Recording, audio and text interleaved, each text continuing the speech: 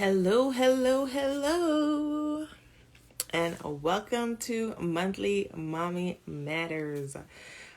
Today we're going to be talking with Melissa Lothian. We're just going to wait for her to join and then, or pop on, and then I'll ask her to join so we can get started. But throughout the conversation, if you guys have any questions, feel free to drop your questions in I found it, the question mark thing there. Or if you are watching this on the replay, if you have any questions, you can always put it in the comments and tag Melissa, and she will be able to respond to you. So just seeing if we can get her in.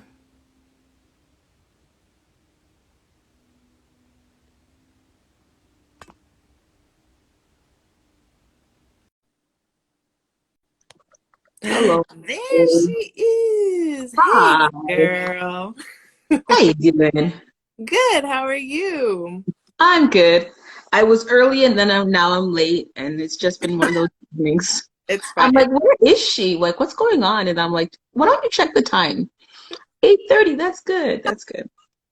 It's funny because I was trying to, like, I had myself set up, and then because I'm on the bed, so I was on my side of the bed, and I'm like, no, the lighting's not good. There's 2 minutes. I got to change this quickly. Nice. Trust me. And I'm like, I'm sitting here going, I wonder if they can hear the fireworks that are happening outside my house. Can't hear anything. Okay, good. So let's dive in. Let's do Who it. is Melissa? Who is Melissa? Oh, you should be ready for questions like that because like you should know who you are. But who is Melissa? I'm an ordinary girl, ordinary woman, with a God-filled past. Um, I am a leader in a youth ministry, and I don't know, I'm the creator or the originator, whatever you want to call it, of Three Single Eyes. My whole entire purpose is to frame. I know you too, frame. Um, I'm really just set on helping people on their journey to wholeness, and doing that through my testimony, sharing where I've been, so that hopefully people can learn and grow and not have to go through the same things. But if they do go through the same things, that they know that there is hope and life on the other side. You know what? It's so funny because my last question to you was going to be, what is Through Single Eyes? And you just you just got it. You went right there. So Right? Yeah. Well, I can explain it. So Through Single Eyes is, I don't even know what to call it. People call it a ministry. I call it, whatever. And basically it was, now that I've been single for the last maybe 11 years, and it was different. It was just different. When I was younger, and if I have to give my age, I will.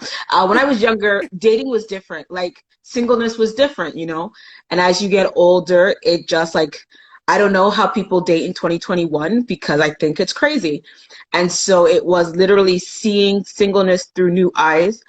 But it began to evolve as I really started to look at what it was and what God was asking for me. And the word single also means complete, and it also means whole. And so it's slowly evolving into through whole eyes, the mhm. perspective that God wants us to see from. It's not just, singleness is no longer just a status, but it's a mindset. Yeah.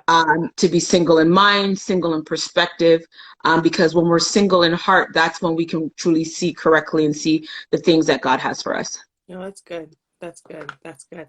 And there's probably even what that will watch us later, people who are single, like actually single, who are most likely gonna follow you and be like, you know what, that's what I'm looking for. How do I do that? How do I get there? So that's good. Good. We need that. We need that. Because Right? there's a lot of especially because this is mainly motherhood and women, there's a lot of women that feel that being with somebody makes you whole. But Yeah, you have to debunk that idea. literally, literally. Like you have to come to the table whole, or at least on your journey, on your way to wholeness. Yeah, You can't come, like, it's truly, you can't look for somebody to complete you. exactly, exactly. Because that's when insecurities are going to start coming out. That's when all those things. this is what I thought it was supposed to be. Why is it not like that? Why are you not bringing out this stuff in me? No, no, no. Exactly. But anyways, let's get into and like I'm looking at my notes and I'm like, man, she's talked about some of the stuff I already have on here, and we haven't even gotten into your story. But as many of you know, we're going to be talking about miscarriage tonight, and we're going to get Melissa to share her story. So Melissa, can you give us a little background of, obviously for those who don't know, Melissa was married, and we can get into the story of going through marriage and getting pregnant and what happened with you losing your baby. Yeah, so I was married at the time, just going on 2 and a bit years. And you miss your period and you're like, oh, look at that. Mm. But because one of the things that I tell people is I don't have any sisters, so I have three brothers. And so at that time, I didn't have a lot of girlfriends that were going through like I was the only one married in my friend group. And my friend group at that time was really small. So I didn't really know what was going on. So what I did was I went to the doctor and pretty much forced them to allow me to do an ultrasound. So nowadays they don't do ultrasounds as often because they say it affects the fetus. So I was just like, I don't know how far I am. I want to know what my due date is because I'm a planner. I like to plan. I like to know ahead of time, like what's going on and whatever have you. So they agreed to let me do an ultrasound, and I go see my doctor for the results. And she says to me, your baby is anencephaly. And so she tries to explain it to me, but I'm having a hard time receiving it. And so basically what anencephaly is, it is a fetus that is growing with no head. Or it's growing with a head, but it's like the brain is exposed. Oh. So you can actually go full term with a child who is an anencephaly, but they die shortly after because there's no covering for the skull. And so all that exposure, all that stuff, and the child ends up dying. So she tells me that like we said, I was married before. So I go and I tell my husband at the time, and now we have a decision because we have to go see specialists. Whenever you have, you're pregnant and your child has issues, you automatically are recommended to a specialist. Mm-hmm. So we go to see the specialist, and it's just jargon. It's just a lot.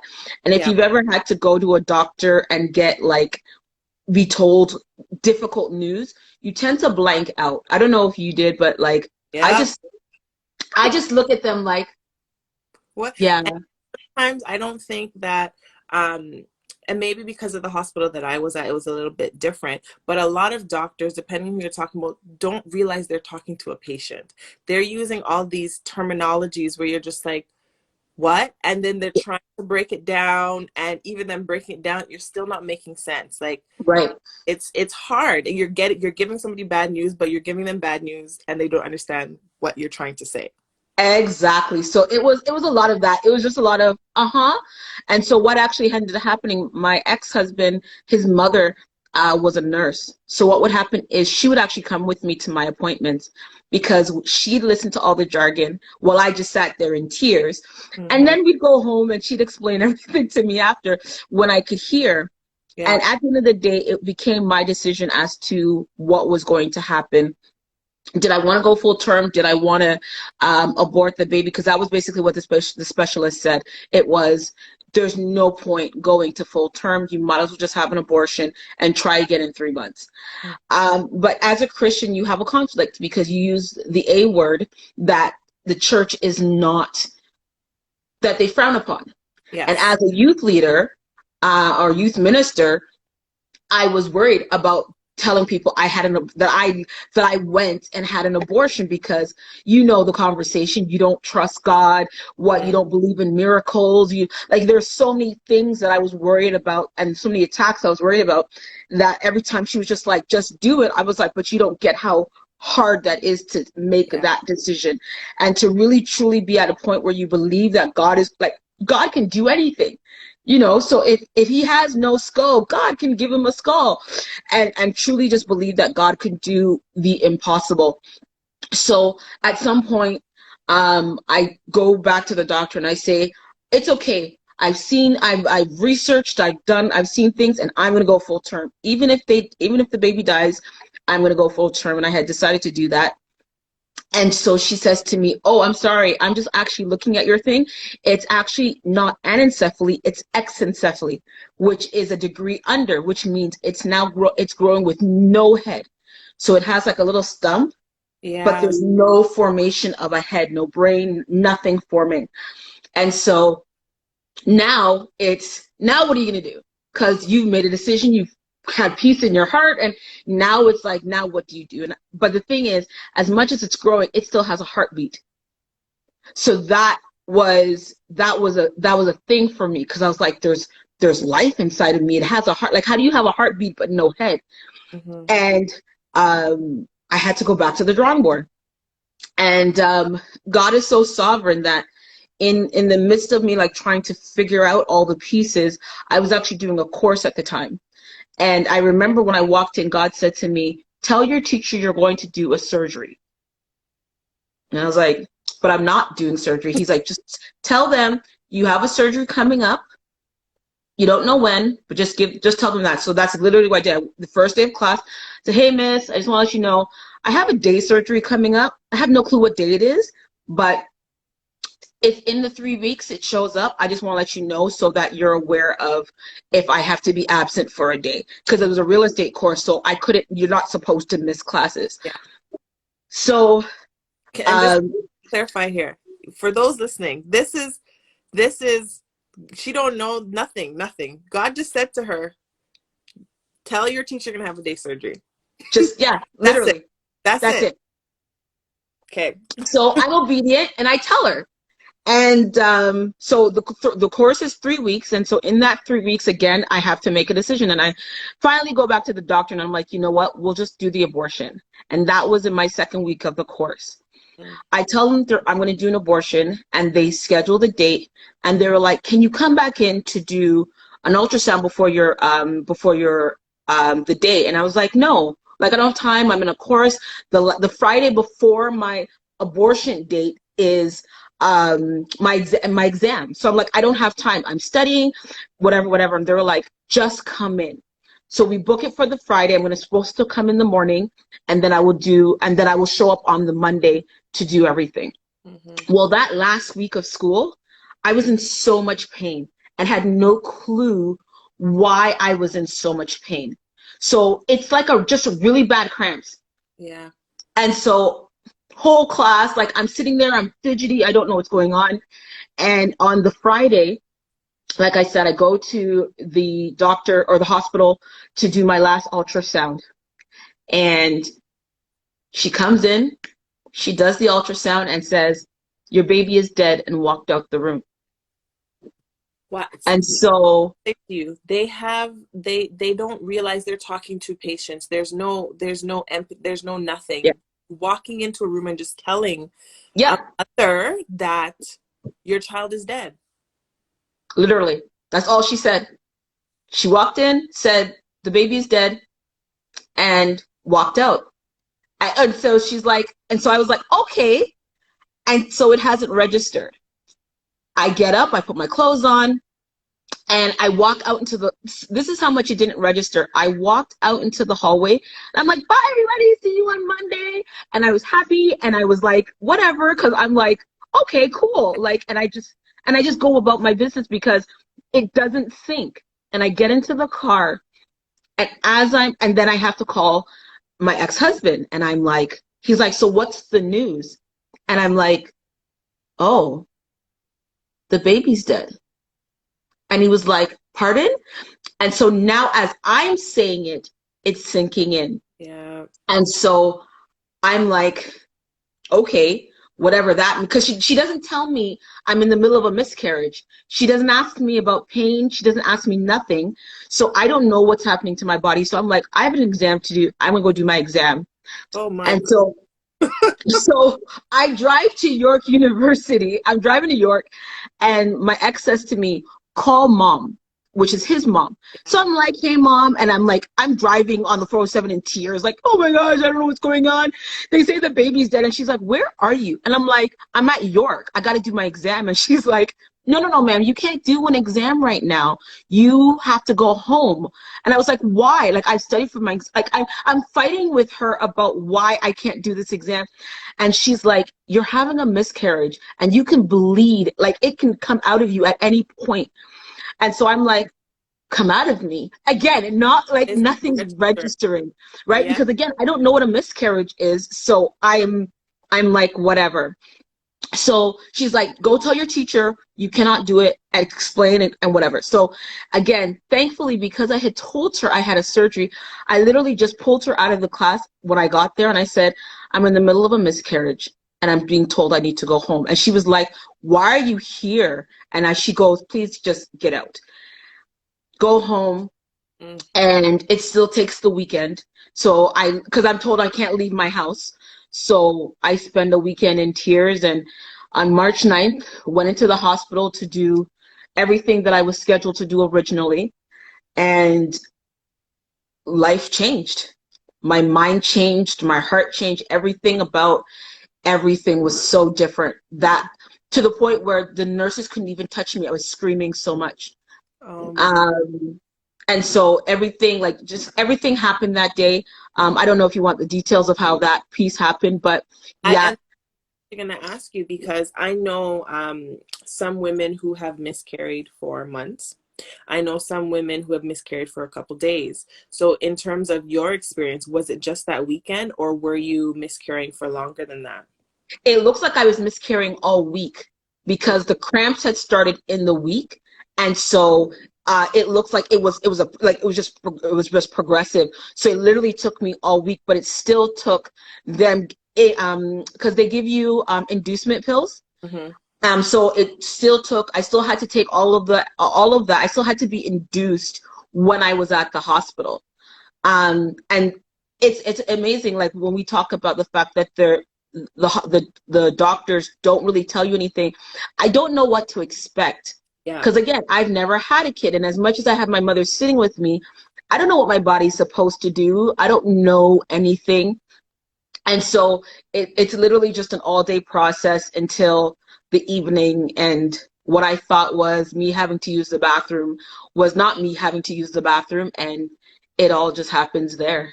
Yeah. And see, you're talking about a physical miscarriage for a week. What was your mental state like? Because it's not just I'm done. Yeah.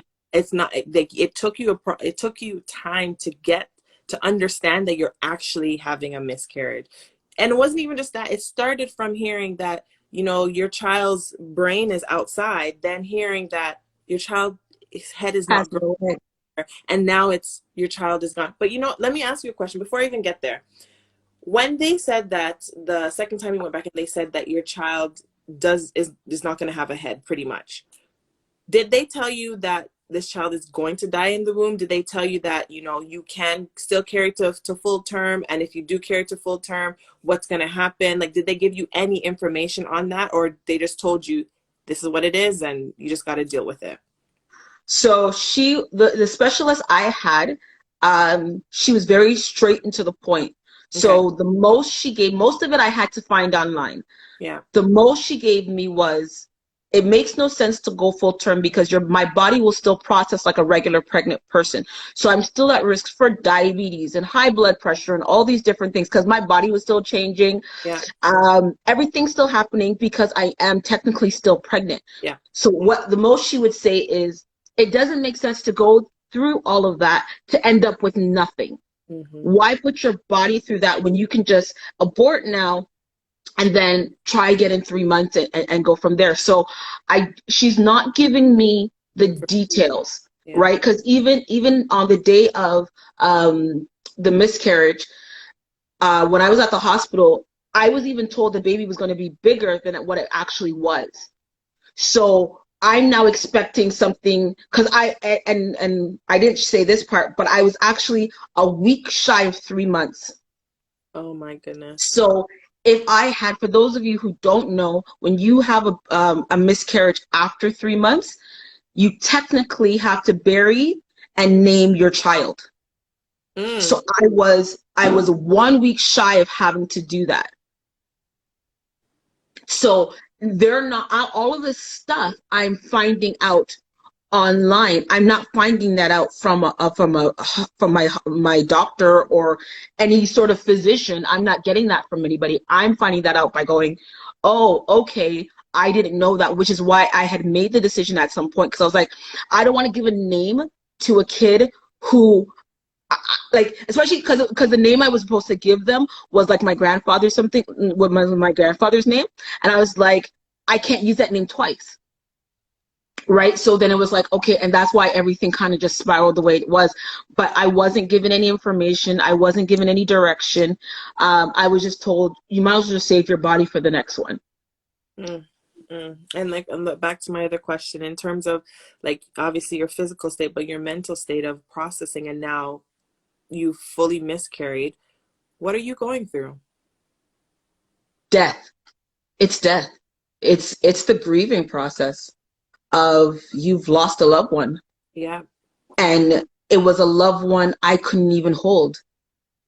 It was um, every young woman that I know of has a dream to one day carry a child. It feels like that's the only thing you're on earth for, but even though there's more. But it's like when you know that there's life inside of you, and especially when you get married, like um you saved yourself for this moment. You know what I mean? Like you didn't have sex all of your youth, and then you save yourself for this moment, and then it comes and then it's taken away from you. And it's death because you feel like you failed. You feel like the one job you had, you can't even accomplish. And so it was months of just, I'm nothing. And I have nothing to give. And how could this be? And God, what is happening? And just, there was just so many questions, so many I wish I had known, so much what if, so much um thoughts, and it's just there was just so many things that went through my head that literally I just sat in depression for months. I barely went anywhere. If I had to go to church, I went, but I barely did anything, barely wanted to be around people. I held my stomach for months, just like there used to be life here. Mm-hmm. Mm-hmm. Just it's just those thoughts that just kept playing over and over again. And then the worst part about it was you don't have anyone to say it to. I was just going to ask you that. Did you suffer in silence? Yeah, Who, in that moment, because now that you're sharing your story, and I know, I think you shared, was it 2 years ago that you may have shared, or a year ago when you first went on social media and talked about yeah. it? Um, but during that time, did you say anything to anybody? No, because there was no words. What do you say?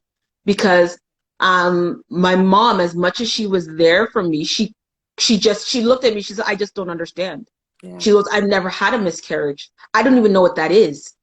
So as much as she was physically present, that's all she could give me, because she didn't know what I was experiencing, what I was going through. And so all she could give me was her was her arm, like her chest. I could just lay there. My ex-husband and I didn't talk about it. Mm. Um there's just nobody. Like, I didn't have any girlfriends to talk about. This is back in the day when things were silent. Like, I'm Yeah. so grateful for platform now, and I'm so grateful that people are starting to share their story now and tell people. I remember, like you said, when I started sharing my story was about 2-3 years ago, when I made the first post on Facebook, because I think that was even before Instagram. When I made the first post on Facebook, all I kept getting was, thank you for sharing your story. I've had 4 miscarriages. And I'm looking at all these people telling me about their miscarriages, and I'm like, I wish I had known you Yeah. 8 years ago, 7 years ago, whenever it was at that point. I wish I had known you, because I just needed one person to be like, I get it. And there was nobody at the time. Nobody would tell me that they understood what I was going through. And Mind you, I didn't say anything either. that's the thing, is that it's just people are scared and they feel like, what's wrong with me? And that's my question. Did you ever at one point blame yourself and say, this is Hmm. Every And day, every and day for years, oh my goodness. Oh my. every day for years. So common. It's so common. Like when you hear of women who have experienced it, not once do they say, "Is it my partner or my husband's fault or whomever?" Not once. It's, "What's wrong with me? I'm a woman. I was made for this." And that's the thing, is that sometimes you hear men always say, "You're made to do this," or another woman, "You're Yeah, made to do this." And when it doesn't turn out that way, it's, well, if you told me that I'm made to do this, or if I'm saying to myself, I'm made to do this, then what's wrong with me? yeah, literally. Man, it's hard. It's a hard thing to go through. And then obviously, not only did you go through a loss of your child, but now you're no longer married, and it's going through that process of now saying, what else is wrong with me? Like Yeah, what when I would say women need to stop blaming themselves, and things happen, and it's a challenge that we go through, to, despite how hard it is, to say, okay, God, what else do you have for me? What is this? Why did I go through this? And I believe that you went through this to share your story. And I'm even going to take this a little bit further. I'm going to ask you, what was the your due date supposed to be? August 6th.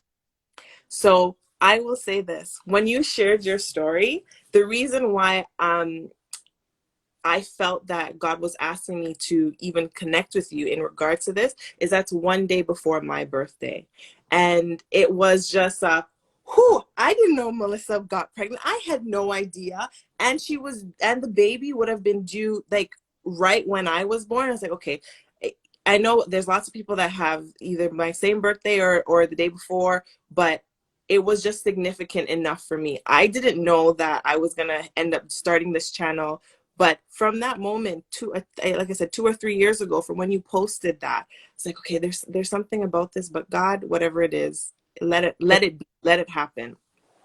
But my question for you is, despite that you went through a miscarriage and right now you don't have any biological children, do you consider yourself a mother? If I'm honest, I have my moments. I have my moments. Mother's Day can sometimes still be really hard Yeah. if I'm not doing stuff. I know this past Mother's Day was hard.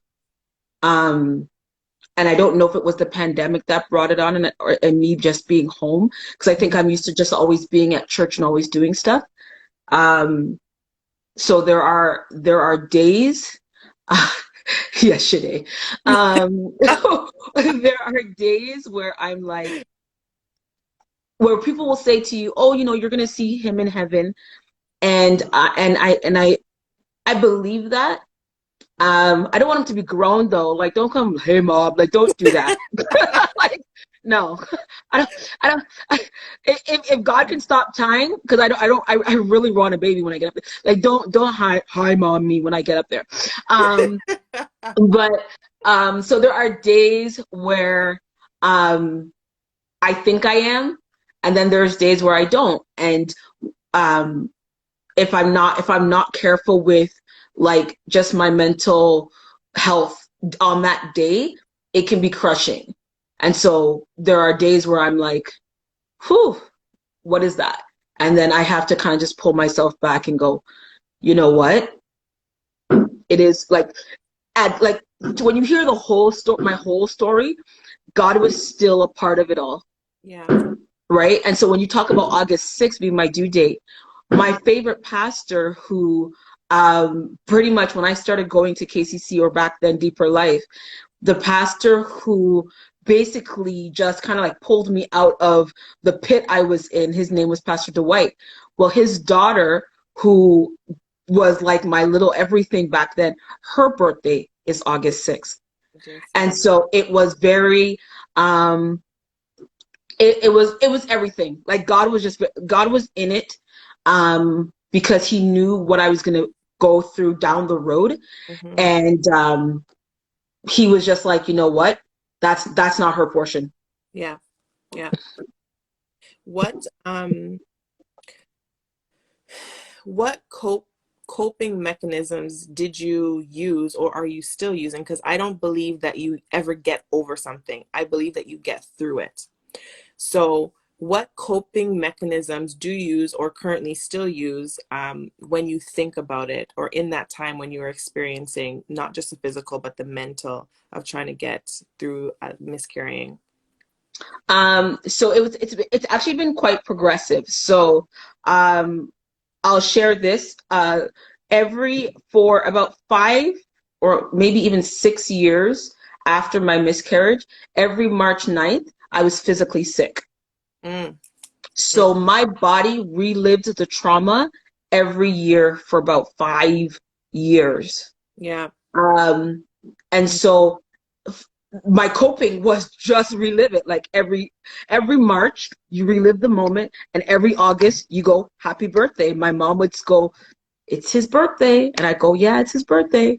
He would have been 5. He would have been 6. He would have been 12. Like that's what we like. That's what we would do every year.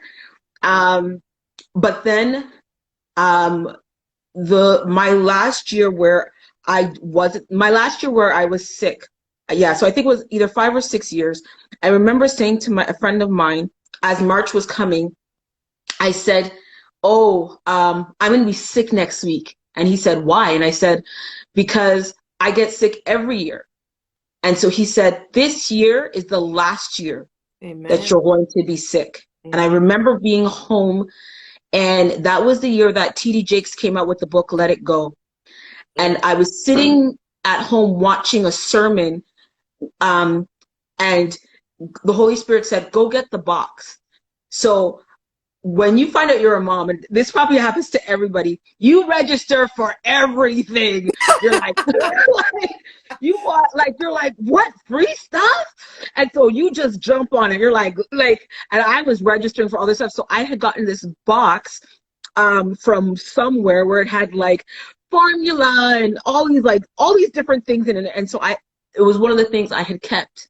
But also in that box was all of the doctor's reports, mm, my pregnancy test, um, the baby. Okay, so when you have a miscarriage in a hospital, they have to treat you the same way as if you had an actual child. And so the day I was leaving, the day of my discharge, they said to me, "Do I want the baby clothes that he would have been put in if he was here?" And I said yes. So I still had his baby clothes and his baby hat that they would have given him if mm, I had taken home a child. And so I had all of this stuff in a box. And so God says to me, "Go get the box." And so I pick up the box and I'm going through it. And he says, "I need you to let go. I whew, need you to let it go. Let him go. But I also need you to let you go." And so in that moment, I sat on my floor, and with tears and lots of prayer, I had to forgive me. I had to forgive me. I had to forgive all the bad things I told myself I was because I couldn't do this and I didn't do this. And I let him go. And so my letting go also meant I just got rid of the box, yeah. um, got rid of everything.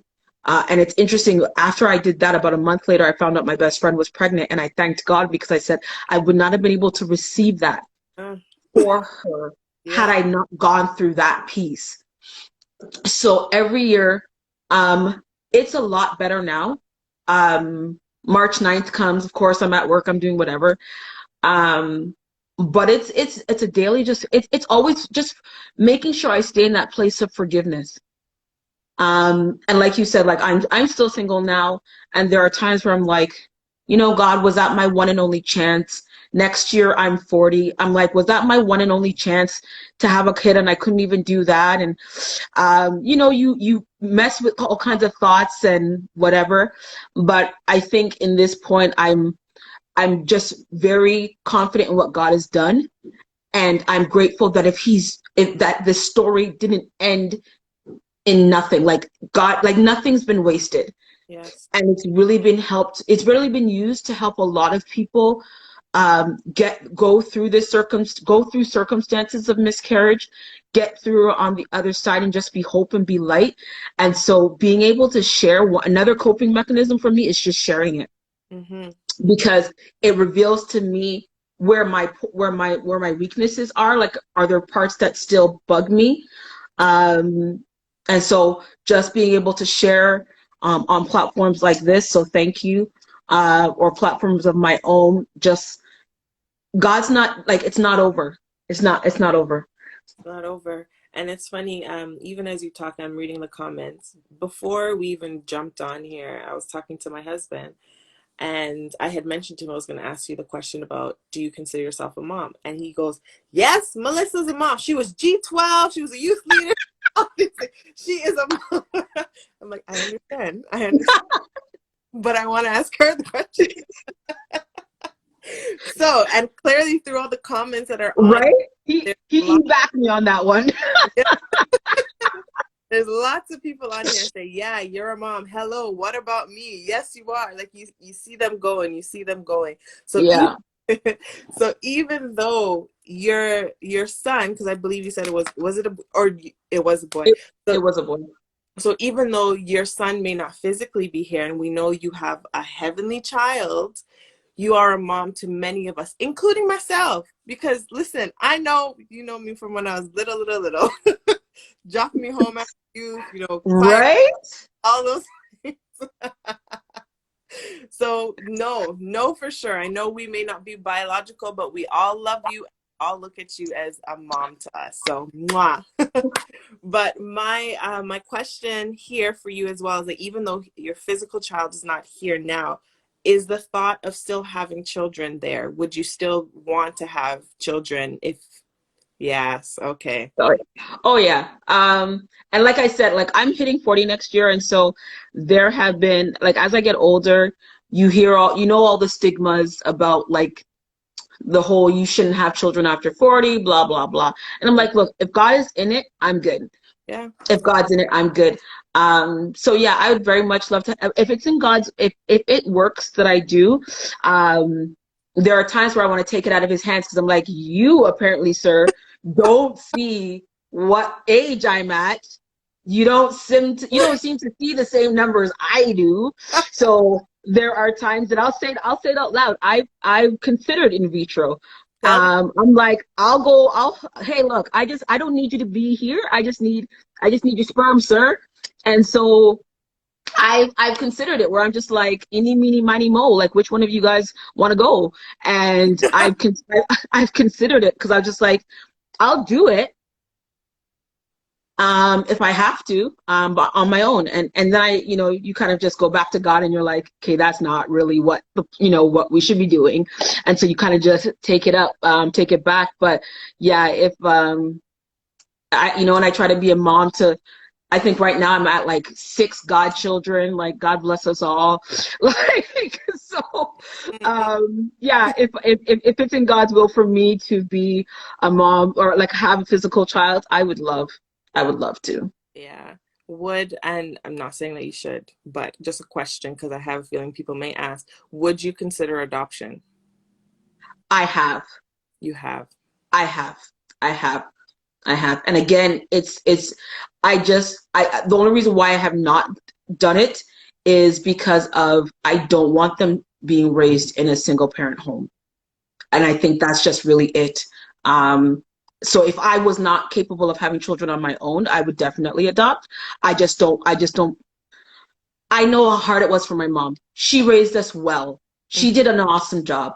But to purposely put myself in a position, I wouldn't do it. Yeah. I wouldn't do it. It's hard being a mom married.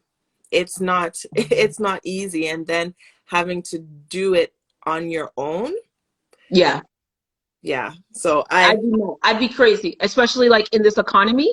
Like, I'd have to raise them on like macaroni and cheese and Mr. Noodles, because there's like, who's feeding who? I have to move to Barrie and then feed them macaroni and cheese just so we can have a house and eat.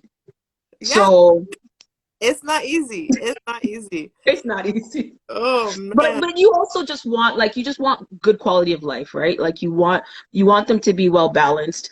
And knowing me, if I were to pick out a child, I'm picking out a boy, and because I ain't picking out no girl. So I'm definitely not gonna want it to raise him no prissy nothing. Don't touch mommy's handbag. That's not what we're doing. So I'm gonna want him to be a man, like a man's man, and so I need him to have a proper example of what that looks like. So no oxtail for them. No, no, that's expensive stuff. No oxtail. Mm-mm, No, mm-mm. Not even going to the West Indian store to pay for that because them kind of prices no. are nice. I'd have to raise my own oxes. Like, no, that's the only way you're getting it. Like, I'm like, I have a farm. You can go and learn how to eat oxtail like my mother did and kill it yourself. There you go. That's it. The goat, all them things. If you want goats, Right? Like, literally, like, he's going to be raised on some farm kind of stuff. oh, but this was good. This was really, really, really good. Thank you so much. My last and final question for you. With your experience, what would you say to a mom, whether miscarrying or not, just in general, any type of advice that you would want to give to a mom that's on here or probably going to listen to this live later on? What would I give advice to a mom? Um, One, for yourself, I'd say be gentle to yourself. I don't think moms really give themselves the credit that they deserve. Mm-hmm. Moms do a lot. Moms give a lot, and they don't a lot of them don't say I'm doing a good job. They're always looking at what we're not doing. Yeah. The laundry that's not done, the dinner that's not made, the floor that's a mess, and they're not saying my child is walking and talking and going to school and getting good grades. I'm doing something well. And I think you have to, as a mom, take moments out where you're like, you're doing well. Mm-hmm. It's not going to be perfect, but you're doing well. Give yourself the honor that is due to you. Take time for you. I watch my friends now and I say, look, take time for you, because if you are empty, you cannot give. Mm-hmm. You can't give out of emptiness. Whatever it takes, make sure you have community that allows you to pour into you, because because you can't love your neighbor as yourself if you don't love yourself. You can't love your children if you don't love yourself. And you really have to take that time to make sure I'm investing in me. I'm doing, like, I saw your post the other day and I loved it, where you're working out. Take the time to do that. Even if whatever is your thing, if your thing was reading, do that. If your thing was working out, do that. If your thing is cooking or baking or whatever, like Shaday's on right now, and I love watching Shaday, like the businesses that have come out of her, after having a child, and you're thinking, how? Yeah. Invest in you, like, do that stuff. Don't wait until they go off to college to be like, oh, now it's time. That's 20 years Mm-hmm. from now. Mm-hmm. Take the time out for you, invest in yourself, and just be kind. Be kind to you. Be kind to your mind. Be kind to your body. Your husband still needs you. Your husband still needs you, or your husband, whatever it means, like whatever that looks like, to be able to still give to him and not just always be tired. What does that look like? And so really, put the boundaries and the things in place. I know it's not easy. And I know, of course, I'm saying this with no children, but I've been around enough to know that a community is important. Mm-hmm. Community is important. And if you, and my last thing would be, if you need help, ask. Yeah. Ask. Because there's at least one other person. Right now, we sit in a digital age where there are so many people that can say, me too. And so if you need something, don't allow pride to stop you from saying, I need help. Mm-hmm. Our mothers needed help, but they just didn't have it. They didn't have the access we did.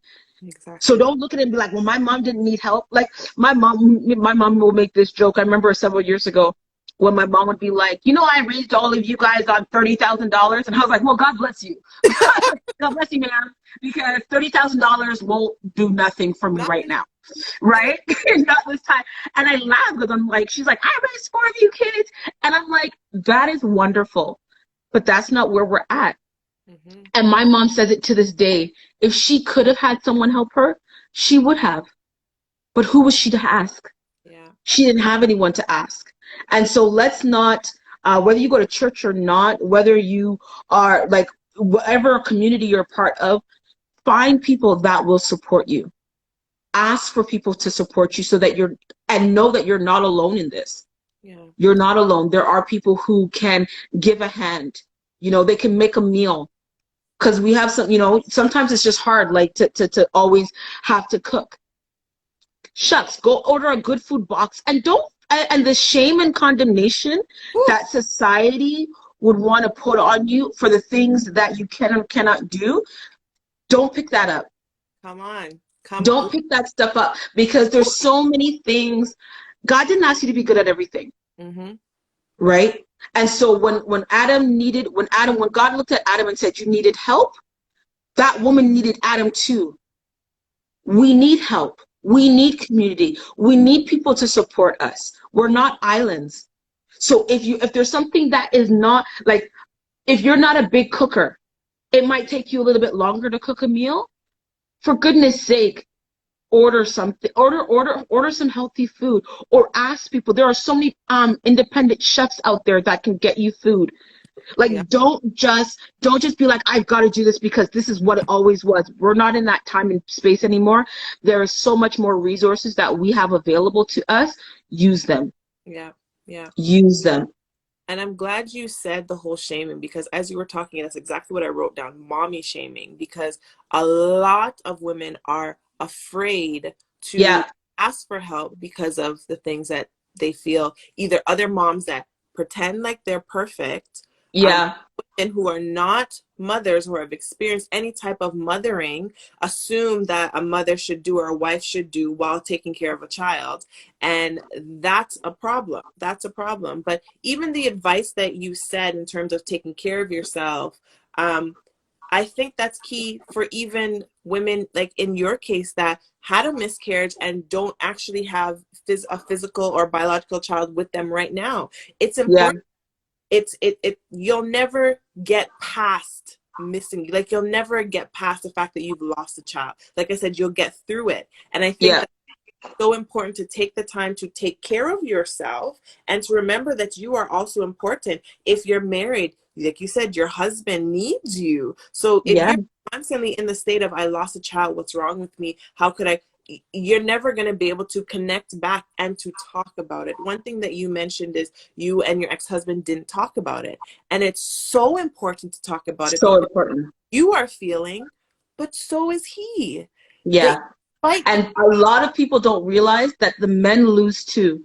Exactly. They may not physically lose, but they lose too. And they too don't know how to say, because I feel like a lot of men also feel like, what did I do wrong?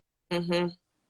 And even not even knowing how to be there for you, they lose too. And so even if it means going to counseling, do that. Do that to be able to find language, to give an avenue, to be able to speak about what's happening. It's as real as the death of a mother, the death of a father, the death of a sister, of a full-grown person. It's felt the exact same way. Yeah. So don't make light of it. Don't make light of what's taken place, even if everyone else makes light of it. You are the only one. You and your husband, you and whoever are going to be the only ones who are going to feel that year after year. So do whatever it takes. Don't think, oh well, I should be over it by now. No. No, no. It takes people a long time. And like I said, this past Mother's Day would have been, because we're 21 now, and that was 2009. Yeah, he would have been 12 this past August. And this Mother's Day, I was just like, I wonder if someone's gonna say Happy Mother's Day to me. And sometimes I have to, like, there are years where my brothers or my mom will buy me flowers just because they're like, you know what? We don't know how she's doing this year. Yeah. And Yeah. every year counts. So I've had people buy me bouquets of flowers on Mother's Day, and they don't know that that means everything to me. Mm-hmm. Mm-hmm. You know what I mean? So don't be like, oh, I should be over this by now. Do you ever get over the loss of a mother? Every year Very, you're like, I wish they were here to do this with me. yeah. Yeah. Right? Like I go to the park or whatever, I'll go somewhere and I'll be like, man, can you imagine me with a 12-year-old right now? Mm. Mom, I'm hungry. Okay, I'm coming. Like just trying to think about what he would be experiencing right now, what he'd be going through right now, how I could help him, how I could be there for him. You know what I mean? And just going through that. So every year it's a process. So Mm-hmm. give yourself room, give yourself grace to feel it, but also ensure that you have somewhere to go when you do feel it. Yes. Make sure you have a safe place. I have Jesus. That's what's got me through. Maybe you need counseling. Mm-hmm. Maybe you need a group of friends that will rally around you every year on that day. Maybe just to sit in silence. Whatever you need, make sure you give yourself that in order to continue the healing process. And I think it's important for you to also know that just because you went through your grieving process the way that you did doesn't mean that I have to do it exactly the same way. And Exactly. it doesn't work that way. Don't beat up on yourself. It's trial and error to say, all right, today I'm trying sitting and, it's not working for me. Tomorrow, be kind to yourself and say, I'm still feeling this way. What other mechanisms can I use tomorrow or the Yeah. day I find what works? And that may take years. It That might may, take years.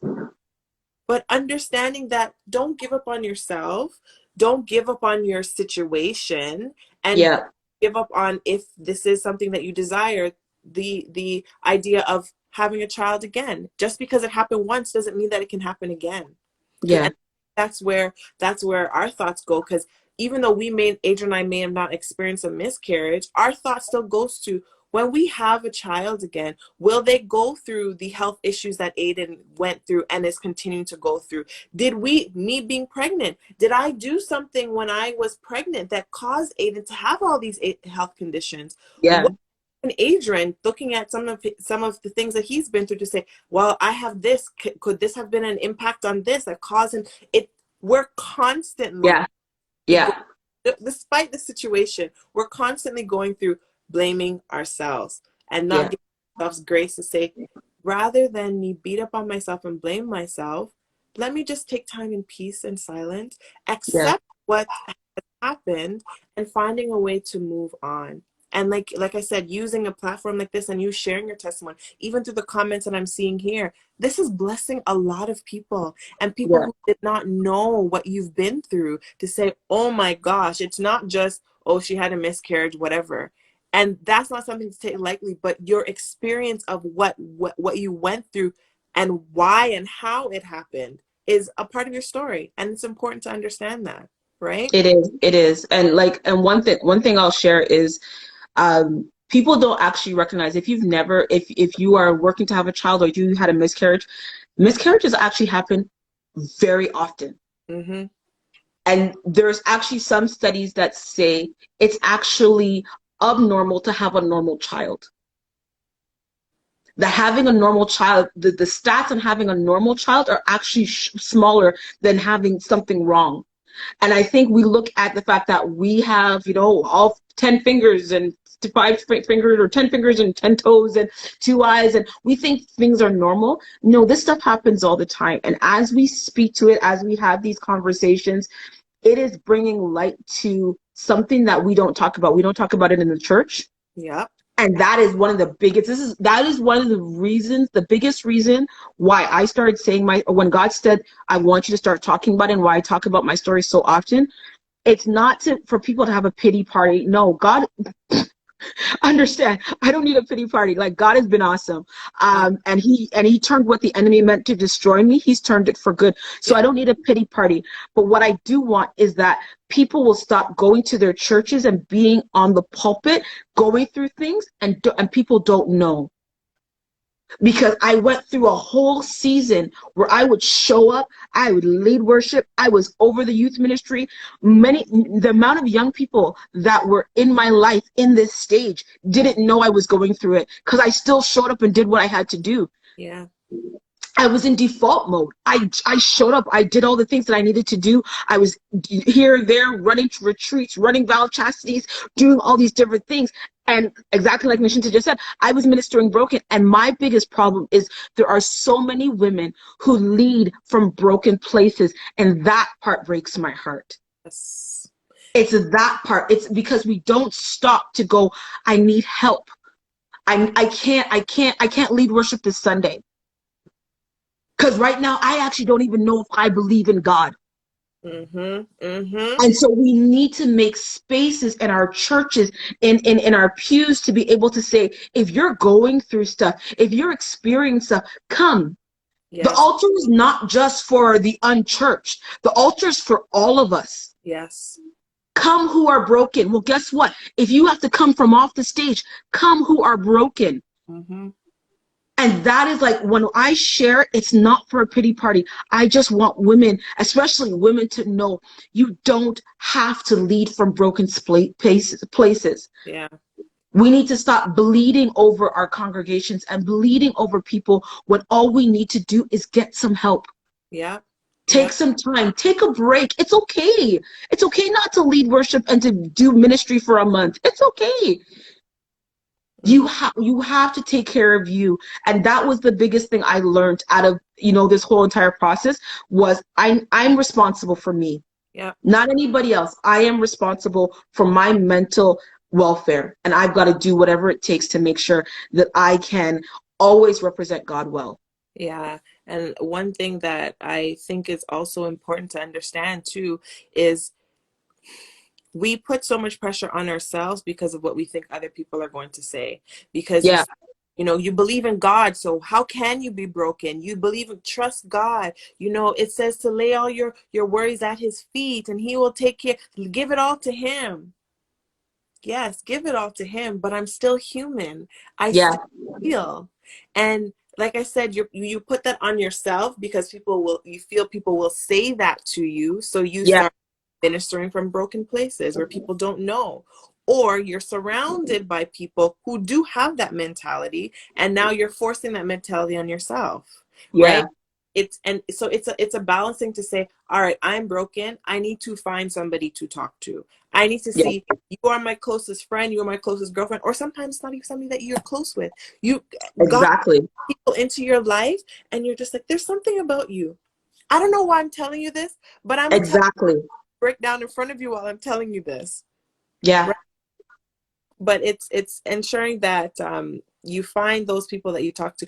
It's okay to not be okay. It's okay.